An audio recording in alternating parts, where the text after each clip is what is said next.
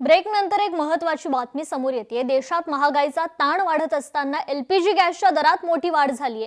गेल्या महिन्यात घरगुती गॅस सिलेंडर 60 रुपयांनी महागला होता, तर आता व्यावसायिक एलपीजी सिलेंडरच्या दरात एकाच वेळी तब्बल 993 रुपयांची वाढ करण्यात आली आहे। या निर्णयामुळे हॉटेल, रेस्टॉरंट्स आणि लहान व्यावसायिकांवर थेट आर्थिक भार पडणार आहे।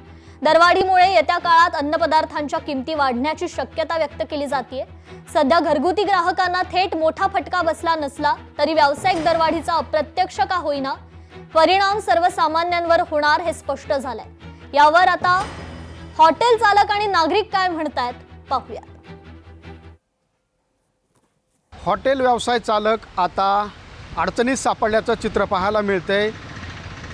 जे कमर्शियल गॅस आहेत याचे एक नव्हे दोन नव्हे तर 993 रुपयांनी दर वाढल्याचं या ठिकाणी पाहायला मिळते। जर पाहायला गेलं तर जे घरगुती गॅस आहेत याचे देखील 60 रुपयांनी दर वाढले होते, मात्र त्यानंतर सरकारने कुठेही दरवाढ मागे घेतली नाही। त्यानंतर आता कमर्शियल गॅसचे दर मोठ्या प्रमाणात वाढलेले आहेत आणि याच गॅसचा परिणाम जो आहे तो आता सर्वसामान्य नागरिकांच्या खाण्यावर देखील होणार आहे। हॉटेलची जे चाकरमानी आहेत यांच्यावर त्याचा परिणाम होणार आहे। त्यामुळे आता ग्राहकांच्या खिशाला थेट याची कात्री लागणार आहे। त्यामुळे आता हॉटेल चालक आपले दर वाढवणार असल्यानं याकडे आता ग्राहक कशा पद्धतीने पाहतो हे देखील पाहणं तितकंच महत्त्वाचं ठरणार आहे।